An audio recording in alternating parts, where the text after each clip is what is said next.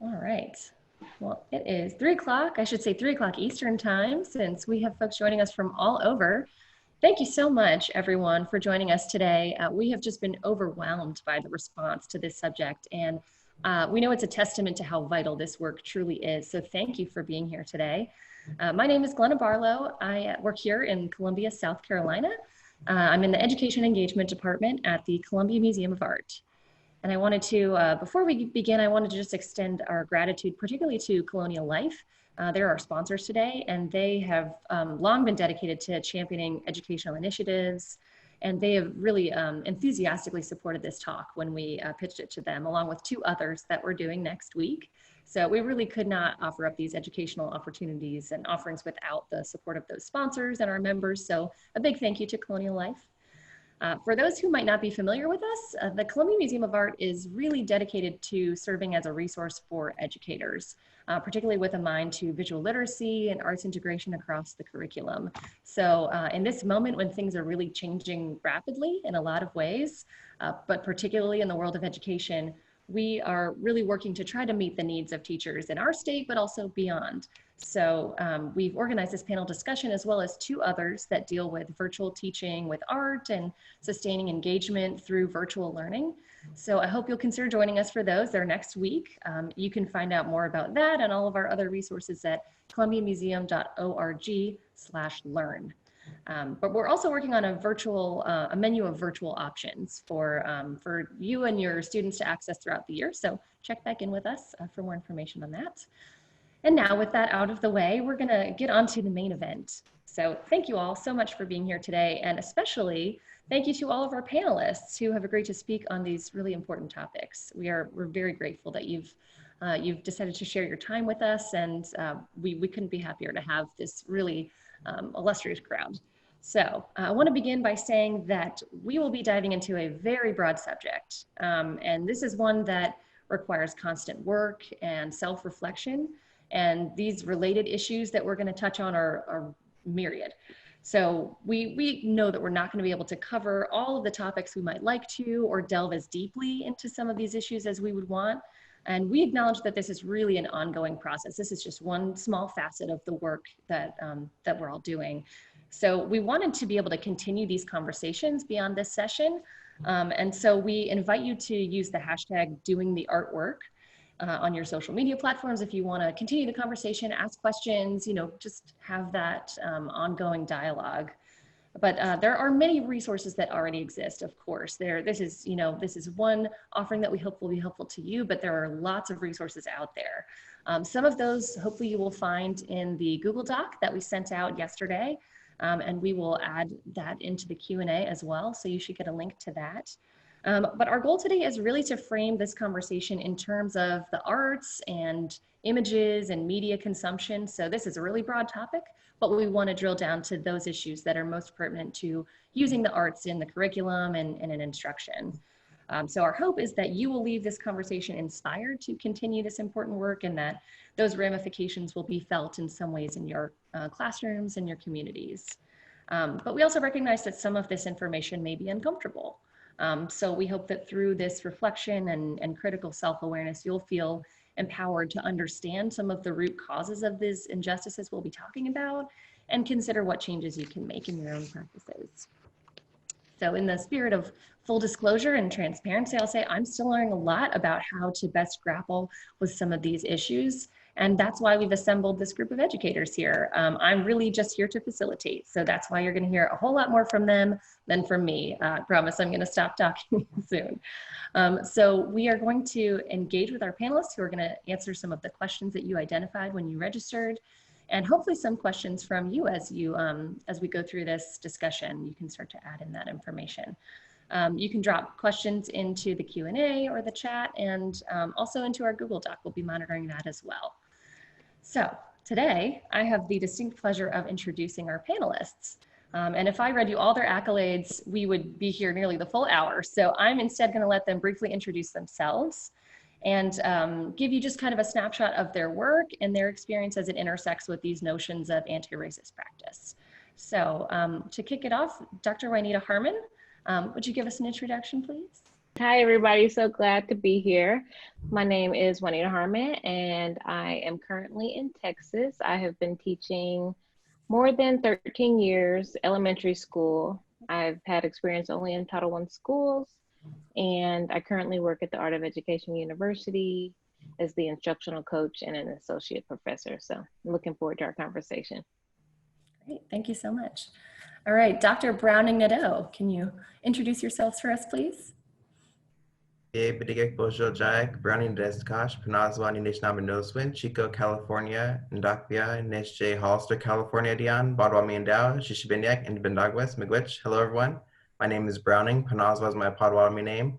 I'm from Chico, California, but I'm originally from Hollister, California. I'm Potawatomi. I'm enrolled in the Citizen Potawatomi Nation. And thank you. I'd also like to, if I can, acknowledge that I'm occupying the land of Mechoopda. We acknowledge and are mindful that CSU Chico stands on lands that were originally occupied by the first people of this area, the Mechoopda, and we recognize their distinctive spiritual relationship with this land and the waters that run through campus.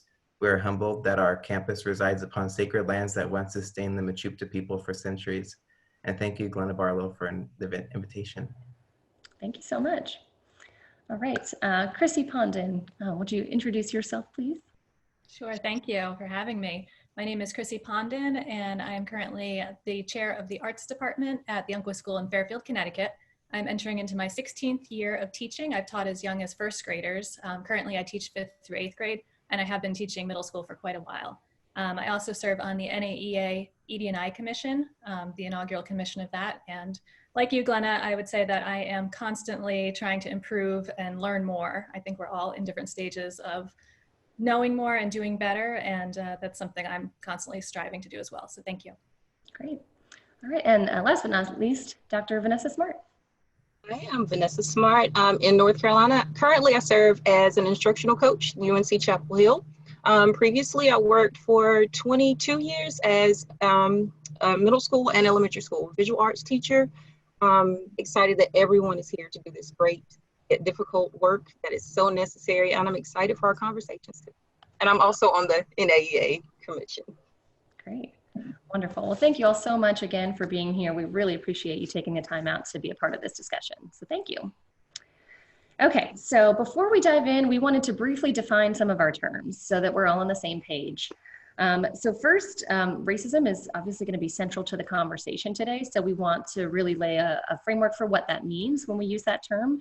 And we're going to use a definition from the Racial Equity Tools glossary. So essentially that's saying that racism involves one group having the power to carry out systematic discrimination through the institutional policies and practices of the society. And that's by shaping cultural beliefs and values that support those practices as well.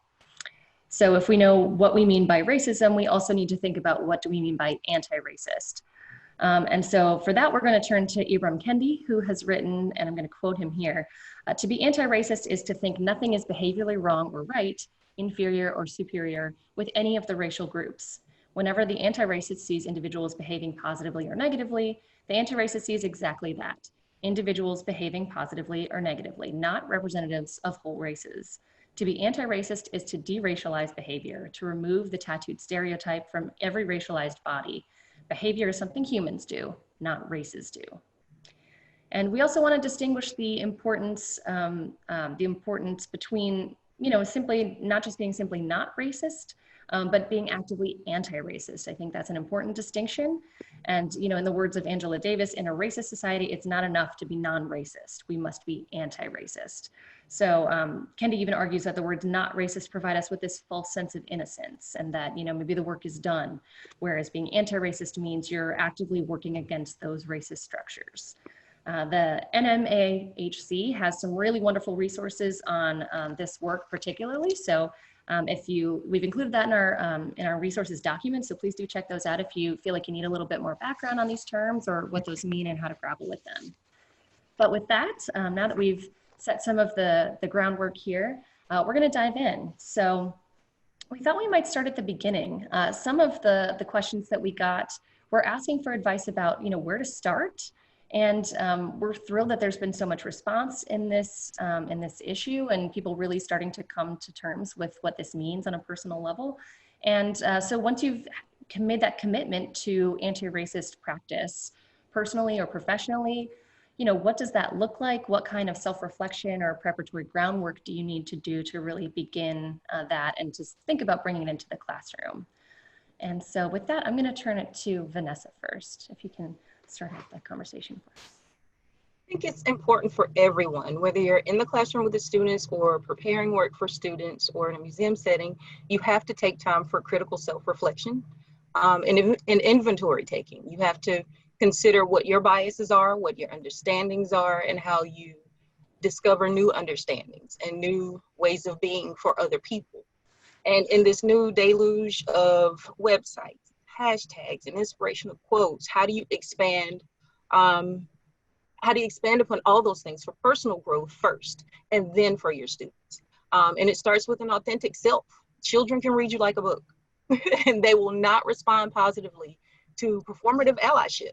They'll know when you're genuine and when you are really there for them.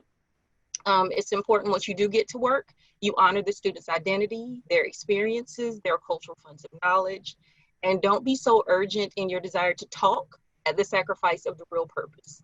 I always appreciate, Browning, the way you acknowledge and make sure we acknowledge the lands in which we stand, sit, and work. And I would also like to acknowledge the backs on which we are doing this work. So many people have been hurt, killed, so far beyond our understanding that it's important that we acknowledge that, and don't, be so at a rush to just talk, be considerate, be purposeful, and do some research on trauma-informed teaching and social emotional learning.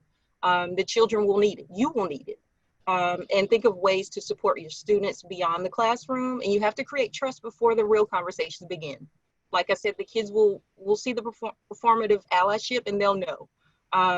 And once you get to that point of beginning the conversations, have clinicians or school-based personnel, someone there to support the students, because this is trauma.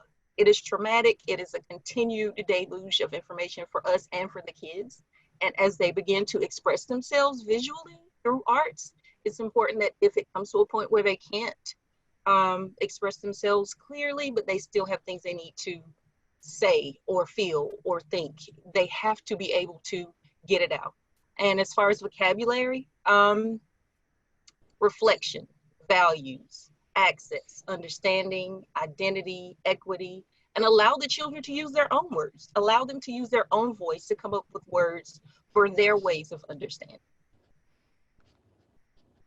Wonderful. Absolutely, Vanessa. I think doing your own self-work before you bring any of this into the classroom is super important. If you don't know your own positionality and how you're approaching this, then you're doing a disservice to your students. You wouldn't go into a math classroom and teach math if you hadn't done all the practice and all the studying before that. So I think it's really important to check in with yourself to know why you're doing this work, and then to approach it from an authentic and humble place, because we're all in different stages of learning. I think another thing, especially once you hit middle school, but even for younger students as well, is to create and establish classroom norms, things that your students are involved in coming up with. So whether that is things such as any information that's shared is kept private within the classroom, allowing others to speak and not monopolizing airtime, and even things such as, you may mention some excellent vocabulary to use, and even something I'm sure some of us have heard, ouch and oops. So if somebody says something that hurts you personally, how can you let that person know? And then also, how can someone apologize for that while you're keeping the conversation going? Because a lot of times these conversations can get very heated, and we want to make sure that students understand that they're allowed to voice their opinions, but they also have to understand that they need to take ownership for what they're saying and understand that impact is much more important than intent.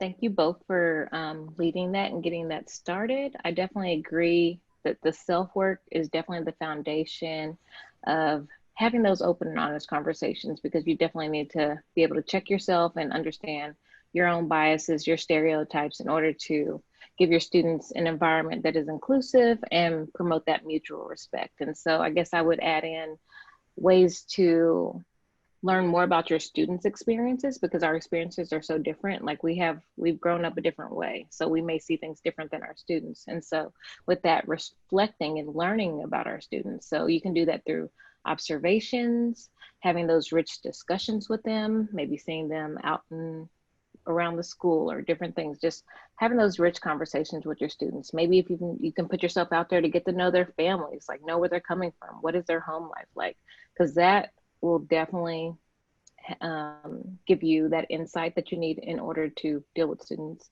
and just understand them better. And like with the whole pandemic, the trauma, the social emotional learning, those are all going to be so important when you're back in the classroom and helping to manage behaviors and just better understand your class and give them that inclusive environment. So overall, the mutual respect and relationship piece is really important to have those honest conversations with your students. Would echo much of what was mentioned here. In my perspective, it's important to acknowledge my positionality, privileges, and biases, as was touched on by everybody at this point, it seems. And in my perspective is from higher education. I'm an assistant professor of elementary teacher ed and American Indian Studies. And my guidelines include reminding myself about Brayboy's work with tribal critical race theory, especially two particular tenets come to my mind, which is colonization is endemic to society. So I come to this place knowing that. And the other tenet that comes to mind is stories are not separate from theory. They make up theory and are therefore real and legitimate sources of data and ways of being. So when we talk about language with our students and specific vocabulary and how do we incorporate it, I think it's important to have students tell their stories and with and in their language. I think that we have this challenge in education that we push students to tell their story with words that we want them to use instead of letting us hear them. And we need to know that instead of learning words through what we want them to learn, we need to learn through their lived experiences. And I think that's where I come to at this place. Thank you all so much. I think that's a very appropriate way to begin this discussion by thinking about, the work that each of us need to do as educators and how we bring our own experiences, our biases, our preconceived notions into the classroom, and how we need to reflect on how to manage those and also how to really listen to our students. So with that, we did get some questions about how to broach this with young children. So you all have such a range of different experiences, which is wonderful. And young children might mean different things to different people. So we might be talking about K through 2. It might just be sort of elementary students in general. But there's sometimes this notion that we don't want to deal with, or folks are not prepared to deal with these issues with younger children. And we know that this work needs to begin early.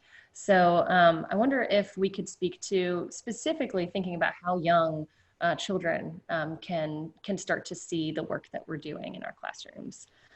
So Juanita, can you touch on that for us? Oh, definitely. Being in elementary, 13 years, I've taught K through 5. I've definitely worked hard to integrate a variety of sharing cultures. It doesn't just have to be during, Hispanic Heritage Month, Black History Month, like sharing that throughout your year. It's definitely important to think beyond the status quo and reflect on how topics can change based on, your students' culture and experiences. And overall, it's good for all learners to just see a variety of cultures. And so in some ways that I've done this in the classroom, maybe I'm talking about portraits. And like I said, think beyond the status quo. We may show a certain type of hair because it's what we're used to. But when you come around various cultures and even students, maybe they want to show a variety of cultures, hair is a big thing. And when you're doing those demonstrations, showing a variety of textures and styles, whether it's braids, it could be dreads, sari, hair wraps, things like that in different textures. Boys, like African-American males and hairlines is different than another culture, and maybe their hair is different. So being able to support students and let them see themselves in what you teach is really important. So that's something that I've seen overlooked in the past. And one resource that I like with that is Dana Clark Colors. It's a coloring book, but it shows some graphic ways to do various diverse cultures' hair and saris and head wraps. And so it's a really great resource to look at, and maybe it could be placed as an anchor chart in your classroom. I think also bringing in those diverse books and images into your curriculum is really important. Magic Trash is a book about Tyree Gooten, and it is an interactive sculpture park that happened in Detroit, and just letting them see those various things that are happening in the world, bringing in Frida Kahlo, Kahindi Wiley, looking at that. At the elementary level, I know it's really important to bring in those tools where students can be able to create themselves correctly. So talking about blending colors with paint, bringing in those multicultural crayons and things like that. Growing up, I didn't necessarily have many choices on shades. It was like either you're just brown. And so with multicultural crayons, it's nice that there's different shades and everybody can show themselves in their work. Reflecting on your curriculum overall, are you bringing in diverse artists throughout the year? Like, are you touching on the Harlem Renaissance? Are you bringing in representations of all kinds of people? Are you touching on that when you talk about it? Underrepresented groups. One way I like to bring that out is with artful thinking strategies. And Harvard Project Zero had what's called See, Think, Wonder. And it's a great way to bring in that art, have students think about it, see it, talk about it, and then you share more information on it. And so just exposing students, especially at the elementary level, is really important for them to see things beyond what they see every day. To add on to your points as well, I think moving away from don't do's is important in our education. As you're kind of coming to that point as well, it sounds like, for example, I've seen students that think as you mentioned with like color crayons, you have to color a certain way or you have to use a certain color. I think if a child or anybody wants to color something purple, they should go ahead and do it. Color it purple. I think by directing students to what one person might perceive as right or wrong is a disservice in welcoming diversity into our art education spaces and education in general. Encourage the students to explore. I remember that I took a colored pencil drawing private lesson, and I was drawing one of my favorite trees that I found in a photograph. And I was asked, like, what color do you see? And I just started doing all these different colors. And I think that's important to think about, that I was encouraged to see more than one color in my piece. It's not just what some people thought the tree was supposed to look like, but it was this multiple colors, this rainbow of colors. I would also like to add using books by BIPOC authors and illustrators. As we make learning visible, we need to make a variety of the voices visible in our lessons too, and I think this is one way to do that. Thank you, Browning. And I think I'm coming from the experience of teaching in a predominantly white school, but we do have quite a good diverse minority group. And I think part of the issue is that there's this misconception among teachers, especially white teachers, that young children don't notice race, that if we pretend it doesn't exist or we don't bring it up, we don't talk about it, that we don't have to address it. And children do. I mean, children as young as 3 to 6 months are already showing preferences towards caregivers that share the same racial background as them. So it's been documented that kids do notice. And with everything else, we tend to encourage kids to sort and to make observations. And yet when it comes to race, a lot of times what happens is especially white parents will shush students or their children if they bring up something having to do with race. And that's sending a message. Just because the parent or the teacher is not comfortable talking about it, the student is going to get the impression that this is not something that we can talk about. So I think being really apparent and transparent about having these conversations is really important, especially if you are a white educator. And I think also that this has to be an ongoing conversation. We shouldn't approach it like we're just going to do this once, one and done, and that's the end of it. Juanita, you made a great point about the importance of normalizing. When you're bringing in cultures, it's not that it's Black History Month, so now we're studying a Black artist. There's no reason that this shouldn't be your entire year curriculum, where you're embedding all of these different ideas and cultures into everything you do. And it's not that you're drawing it out because it's special, but this is just who we are. This is our world. And I think the more kids see that it is not a special thing, but this is just what we're talking about. We're talking about hair. Let's talk about all of those textures. We're talking about skin tone. It's no longer, I remember when I first started teaching, I'd always have kids constantly asking me for the skin color, and they meant the peach. And that was just their relationship to it at that point. So now I make a very big point about the fact that we're all a version of something within the tan brown spectrum. And I think even just mixing colors with young kids and having them understand and seeing that there really is such a nuanced variation between that is important for them to understand. Thank you all. That gives us so much to think about. I love what you're all saying about representation and how that's so important, even from early ages, especially maybe from early ages. And we do have a list of reference points, some resources for you. So do take a look at those when you have a moment. We don't want to get too far into the weeds giving you, listing off resources, but those are available to you. But as we're starting to think more about representation and what that looks like in an appropriate way, we got a lot of questions about, I think we're all familiar now with cultural appropriation and what that means. But what does culturally appropriate representation look like? And how does that look like in the class? How does that look in the classroom? And especially when we're dealing with art where it's very image heavy, we have that opportunity to use that really as a tool.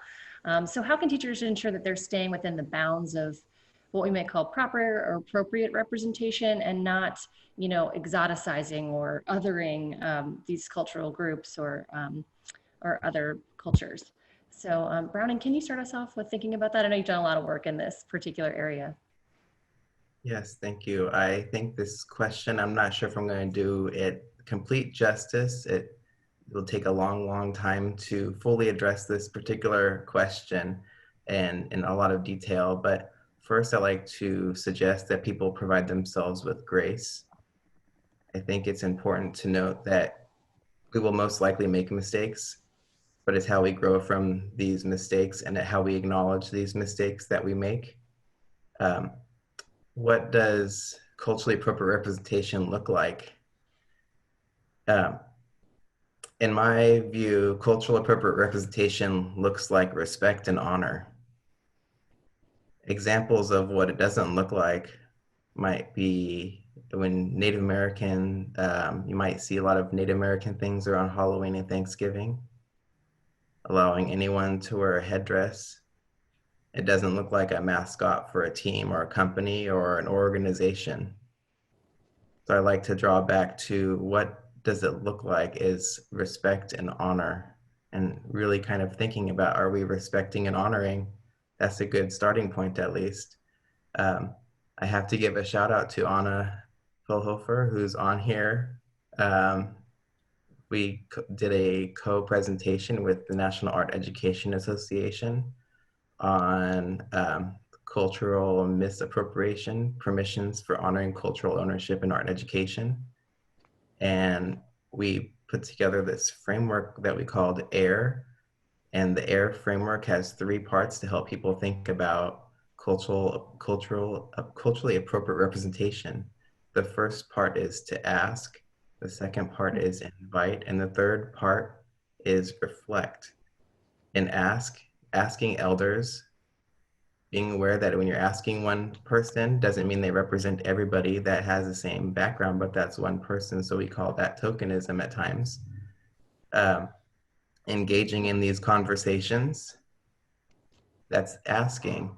So if you're working with tribal communities, asking the elders of the tribal community or the space, making sure that you're honoring place and space.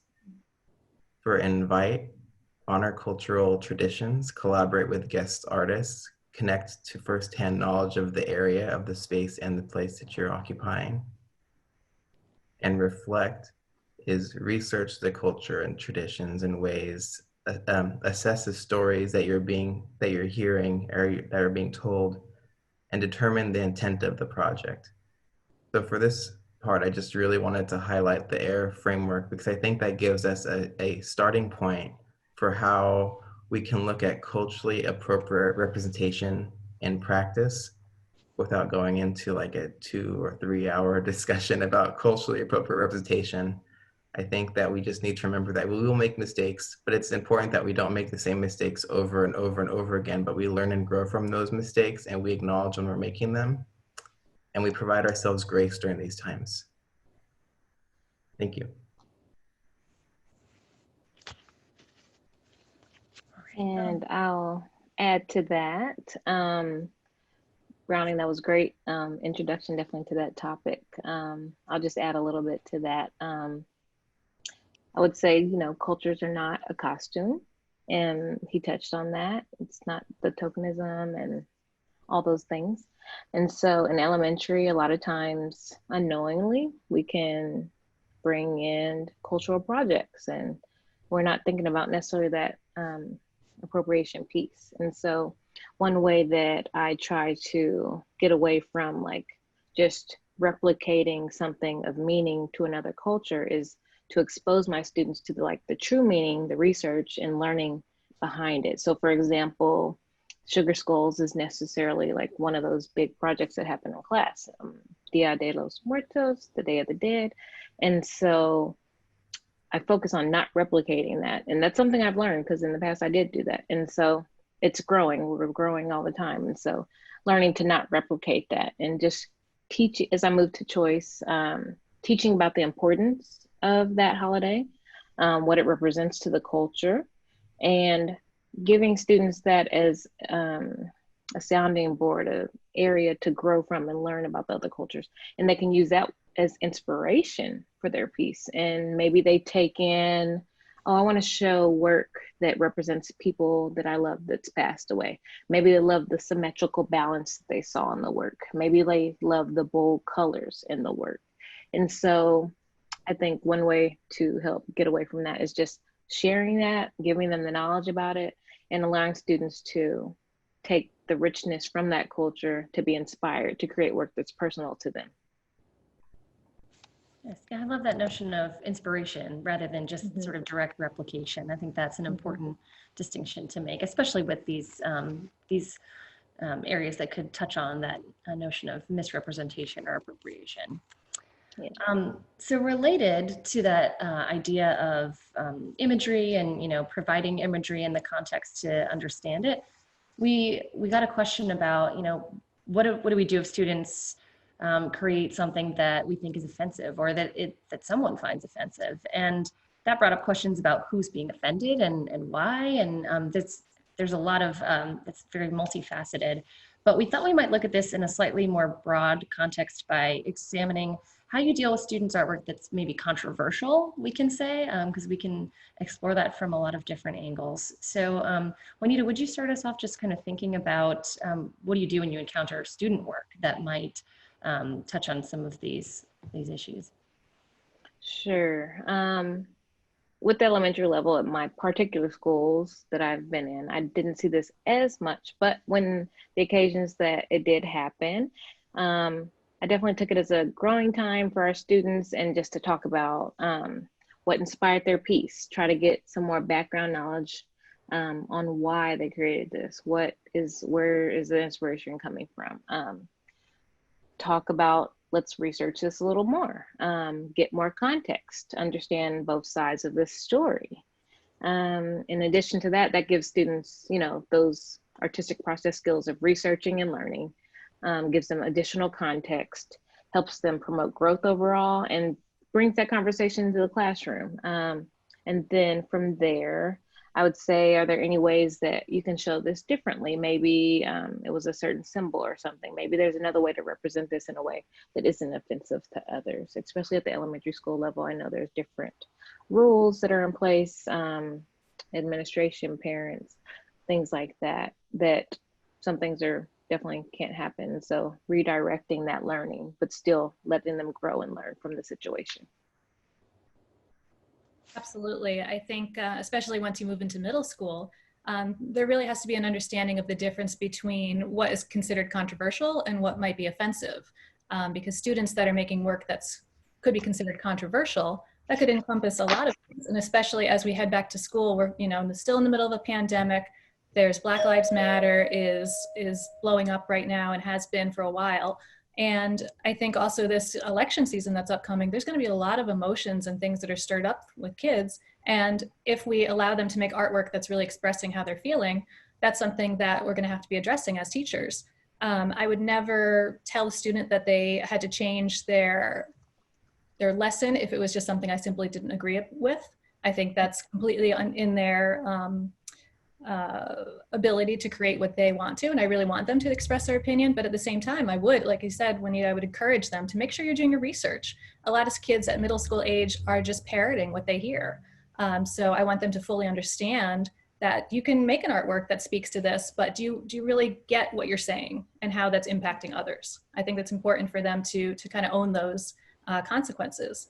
And freedom of speech does not mean freedom from consequence. So if you produce something that people find controversial or offensive, then you still have to deal with the potential backlash from that. I think as students, it's important for them to be able to express themselves, as long as we are really letting them and guiding them as teachers, guiding them to make their own decisions and to really understand what it is that they're saying.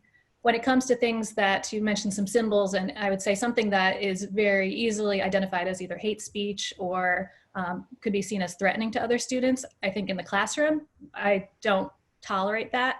If a professional artist is making those decisions, that's on them. But I think as teachers, when we are trying to keep students in our classroom safe, we have to draw the line somewhere, and that's typically where I would do it. Those are, I think, important distinctions, both between, hate speech and something that's maybe more controversial, and just how you might deal with these slightly differently with various age groups, and what is more intentional, what might have been done, somewhat innocently or unknowingly. So thank you for speaking from both of those angles.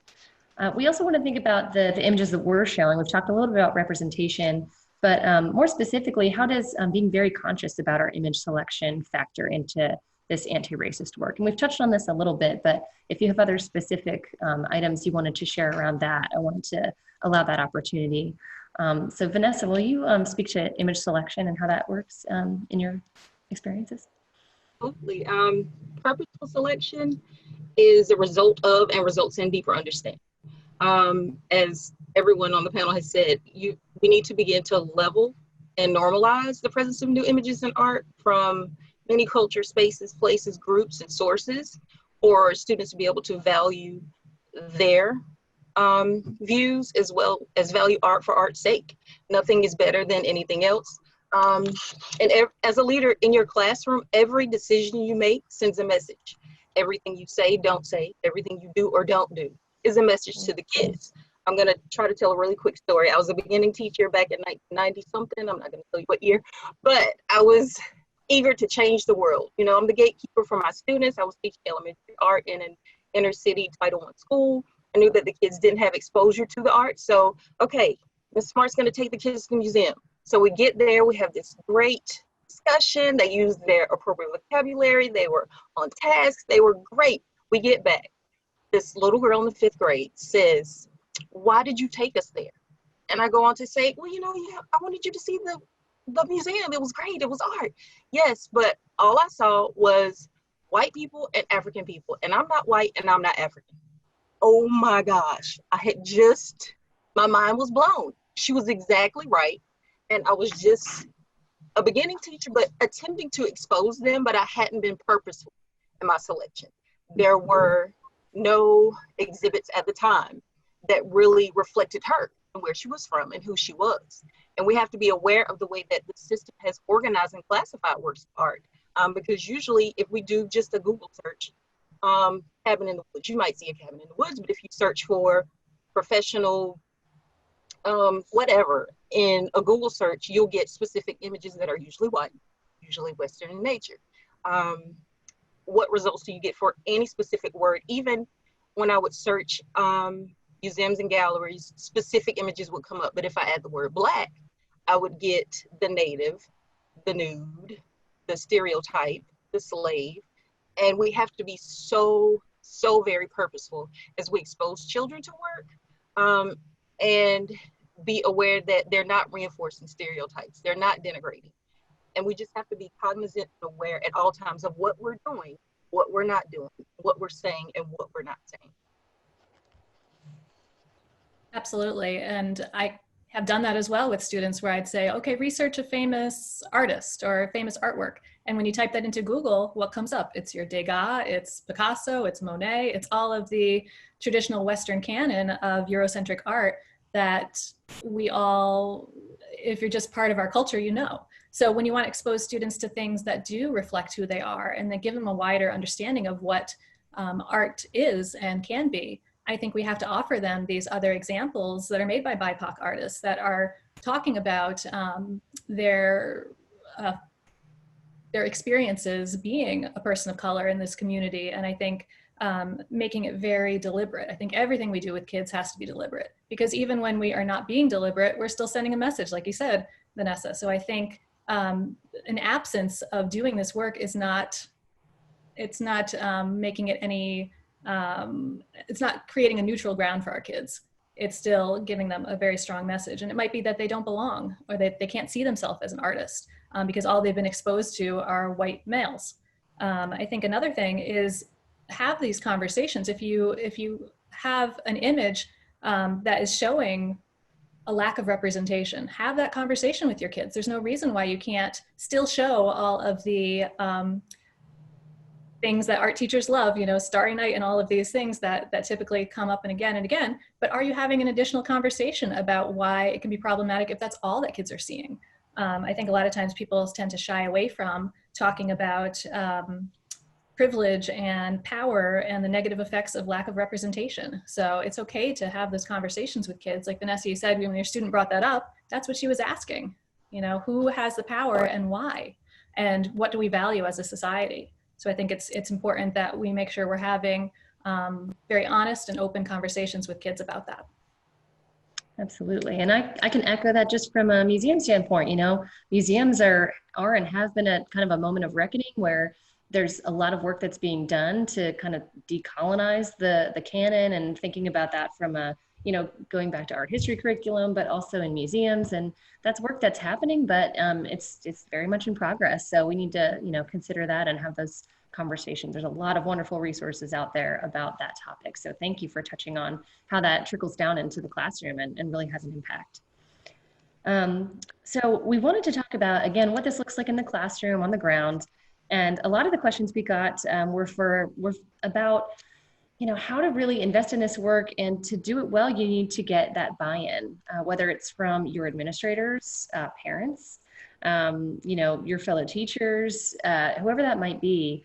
And, you know, that also might result in dealing with some backlash or some resistance to this kind of work. So I would love to hear from some of you about what courses of action you've taken or language you've used that has helped in these conversations, and just some general advice for our participants. So Chrissy, will you start us off there as well? Yeah, I think there's a fear that doing this type of work is going to be seen as being political in the classroom. And I always think of Paulo Freire and his assertion that teaching is a political act. When we're doing this, when we are helping cultivate students' abilities to think critically, or to not think critically if we're giving them just rote memorization and learning, we're affecting the way that they're going to be seeing the world and participating in society. So I think if we don't address topics because we're fearing that we're going to be political, we're actually choosing a political stance, which is just to not engage. So by not engaging, what we're basically doing is upholding the status quo. So kids are smart and kids understand this. And in your classrooms, if you're not exposing them to a variety of things, they know what you're valuing, and it's you telling them whether or not they are valued and whether you value them. So I think, you know, anti-racist education, it's not unique to any political orientation. It's just about valuing kids and valuing our classes and helping them become participants in society that's working towards a greater good. Absolutely. It's important that the children are able to see themselves in the art, in the work that we're doing for them and for society as a whole. And I think it's important that we recognize ourselves as allies or accomplices. The assumption is that if you're here, you've made a connection, and you need to see and you want to see and make change in your space that you control. Thank you for being an ally. But when you become an accomplice, you work to make the useful disruptions, to take those steps to make change. And there will be probably some contradictions to what you say, what you believe, and what you attempt to do in your classroom or in your spaces of work. And understand that there may be hurt, loss, confusion, frustration, and allow those that you want to buy in to feel the same. Acknowledge their values and their feelings as you prepare to have these difficult conversations. And if you need to practice at home with the family member who doesn't have the same viewpoints, that you can really start to build your voice if you're concerned about the backlash. And find like-minded allies and accomplices that are willing to do the work with you. Offer your knowledge, listen, reflect, try again. And then if you get to the cul-de-sac of the conversation, try again. Because maybe there's a pathway that will go through that road, and be ready to ask those disruptive questions and confront and reflect and ask questions. What would it look like or feel like if this were different? Allow them to reflect as well. If you get that pushback, would you be willing to hear different perspectives? Or even, what is another way you would handle this issue or this crisis? Allow them to use their voice. And if they're willing to do so, just continue to engage. Just don't stop, because the work is necessary. And I would say for this part, being an agent of change is political. I think our social, agent of change is a political standpoint. I think that this conversation might be different depending on the different shades of your work environment. If you're in a state that has unions or not have unions, I think that will be different. I think modeling for and inviting others into your space helps. You can frame your conversations perhaps as, I'm excited to share with you what I'm doing in my classroom, or I'd really like your feedback on this particular thing. And it's when the observer comes back and you're inviting them in without really explicitly saying, I want you to see this, I want to expose you to this, but you're inviting them in to give you feedback on something that's not necessarily that particular point, but you were trying to get them their exposure. But it's when they come back and they start commenting other things that you didn't ask them to pay attention to. And I think that is the entry point for having a deeper conversation. You say, well, that's great. I asked you to look at this particular student that kept sharpening their pencils. But you're mentioning something totally different. I'm so glad you brought that up. That's a great point, because then you're inviting them into the conversation instead of being the person telling. You're the person that they have now brought that to your attention, even though you brought them to the environment. I think also giving yourself time and your colleagues time is important. And I like to give a really quick example. If you could take your hands and then put them together like this, and then take a look down at your hands, and now change where your thumb is. Like rotate your thumb. So where if you had your one thumb on top, now put on the other. How does that feel for you? Is that weird to have that your thumb changed into different? So this is like this discomfort. And it could be this discomfort that we have to welcome into our classrooms and into the conversation. And you need to be able to work through, and you have to work through this frustration and challenge and discomfort, and be willing to work in this, because your colleagues may not like what you're doing or understand what you're doing. And you have to remember that this discomfort part is part of that working through, and having them see and inviting them in to the conversation is very important. My students in higher education, they have now acknowledged it as they're working out of their comfort zone. And I think that acknowledging that is healthy, that they know that they're out of their comfort level, or their comfort zone as they call it, but they're in this discomfort and they're realizing it's something they need to do. Great. I definitely echo everyone here. I see in the chat words like good trouble, pushing through. I definitely take that from my colleagues here. I think it maybe another point to bring up would be just the importance of learning new perspectives. These are life skills. Our students are not going to stay in a bubble in which they live. And so us bringing in that curriculum that's more inclusive is helpful to students overall as they learn to understand and work with other people in their future lives. definitely echo everything everyone said. And so that was just one point I wanted to bring up. It's definitely, I see all of this as a human issue. We are educators and we're here to educate the whole child and every part of our child and to just help them be successful in life. And so these are just life lessons and skills and understanding and things that they need to know to be better. Absolutely. Well, I love what you all said about that notion of discomfort and that idea about modeling your what you're doing. I mean, just like we do with our students, you know, that's a great technique. So thank you for sharing those thoughts. So going right along with that, you know, ideally, if we're doing this work, we'd love for it to, you know, be in keeping with the other work that's happening in the school and the, you know, across the curriculum.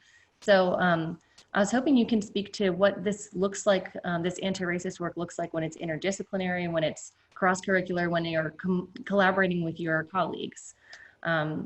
Vanessa, can you start us off talking about that work?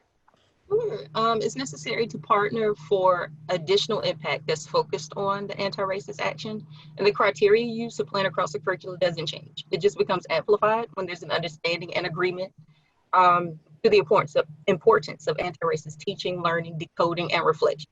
It's going to take a lot of reflection and work from the teachers before they attempt to introduce the work to the kids. And you continue to work with your colleagues and make connections, and you set the goals for success. You lean on your partner teachers for support and knowledge, and the work will get difficult. It may even be exciting for some, but in the practical sense, it will be real work that requires deep, open conversations. And teachers need to keep in mind, as well as those in the school building, anti-racist actions in teaching are not intended for the sole purpose of enlightenment of white people, because if that's the case, it's a continued form of white supremacy. The well-being, safety, humanity, and dignity of Black people is the real purpose of what's taught for anti-racist teaching and collaboration and disciplinary work.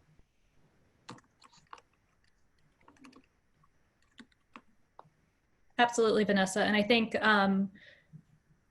I tend to collaborate as often as possible with colleagues. I'm in a small school and we're very close, and our students typically know that we're going to be doing a lot of cross-curricular work. And I think it also makes the work that you're doing, you use the word amplify, and I think that's a great way to visualize it, because it does help kids understand the importance of this. You know, if we can give them real world learning and have them understand, especially, you know, a lot of times art teachers almost feel like they're teaching in a silo, like you're kind of in your own little department and you don't have other colleagues you can collaborate with.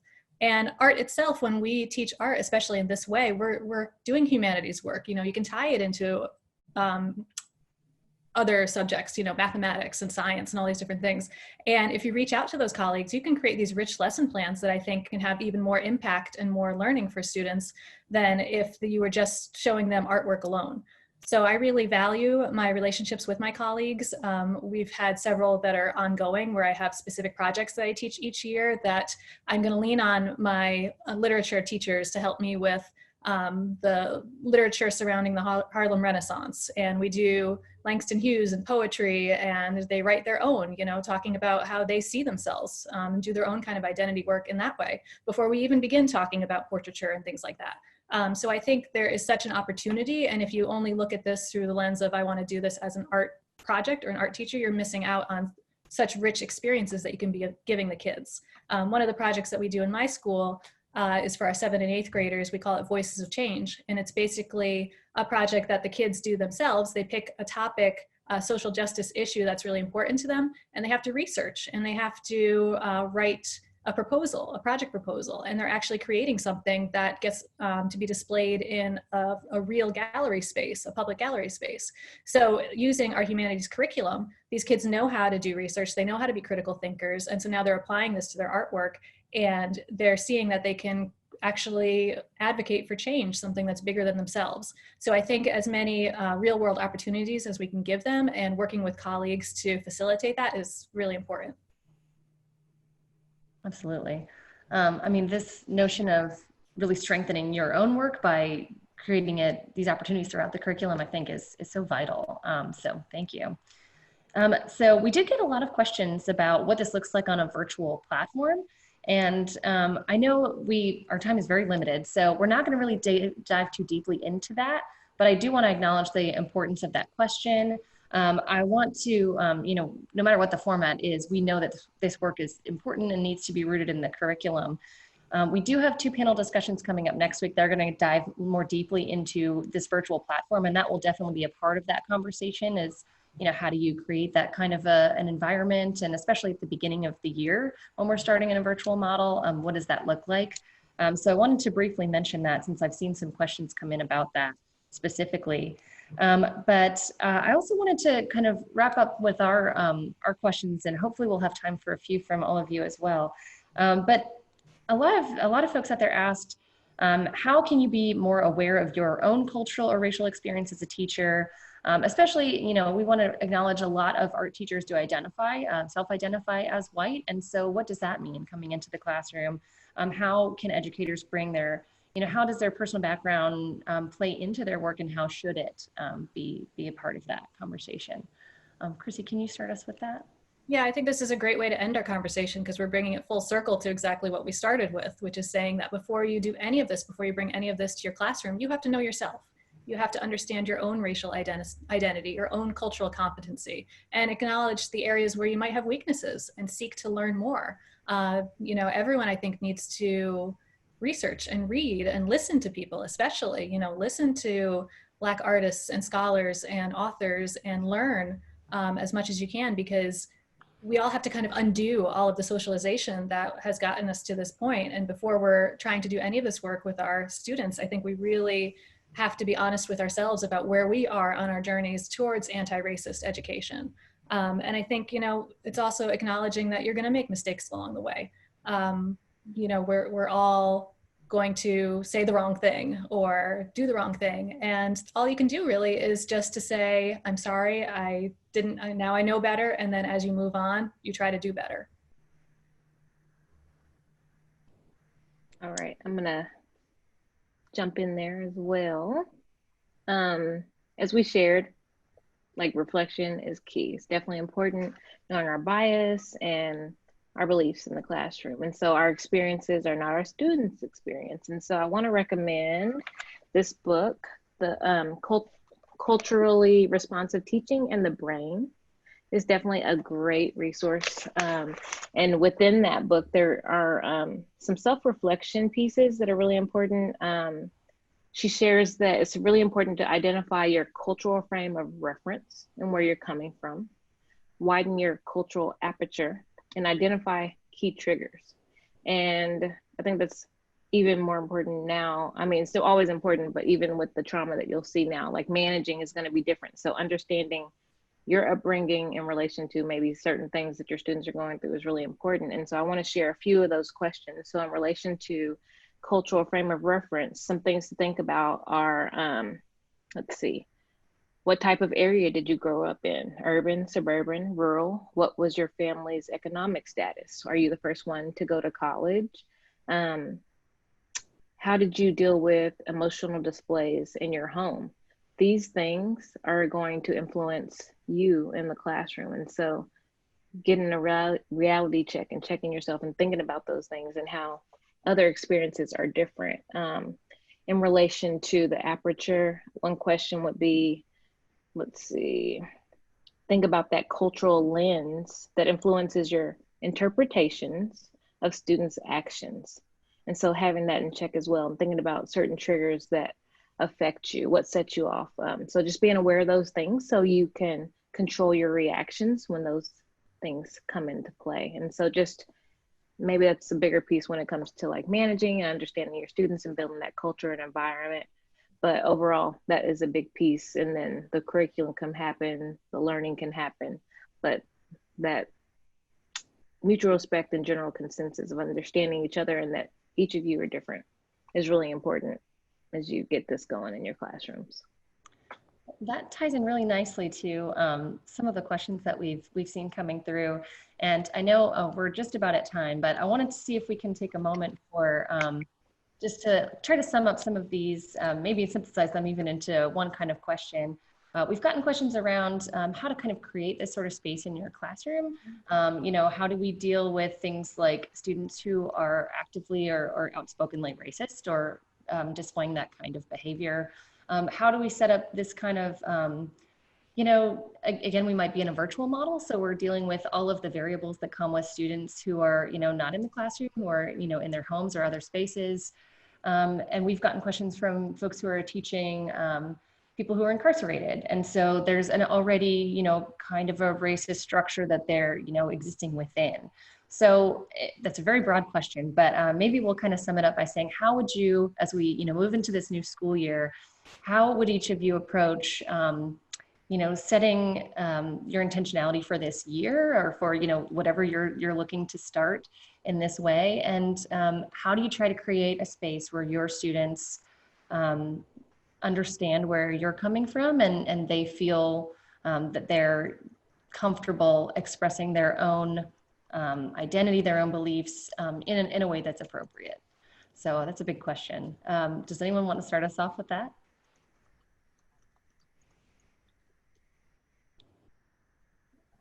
I always like to start off my year by doing identity work with students. I also have an advisory section that I do with fifth graders. So a lot of that is, they're at this age where they're really trying to figure out who they are. And as much as I can help them through that process and also talk about these issues at the same time, I think it's really important, especially for a lot of times white students don't even acknowledge their own racial identity. So that's a whole other discussion that we can have with students. And I think when you approach it from that, identity is usually the easiest entry point into this work a lot of times for students, because they know what they like and they know different aspects of themselves. So it's a good way to kind of get them started on this path of talking about differences and talking about ways in which we do show diversity within our own classroom. And then you can kind of bring that into larger discussions as you go on. Yeah, nice. I think it's important to continue with the work of internal reflection and being open and honest with the kids as it relates to what you want them to know and how you want them to know, and gaining trust and letting them know that it's a safe space for them to express themselves. And it's important that they know their own values. Give them opportunities, activities that will allow them to perhaps choose from a list of words that maybe you've written or printed out for them, and allow them to choose their values and discuss with their peers in their safe space, because they undoubtedly will see them day after day after day. And if they share the same values or even have differing opinions, perhaps they can talk through it and work through it visually through their work. I'd like to add to that, that I think that it's more about unlearning than it is about learning. And being a teacher is about being a co-pilot in the learning journey.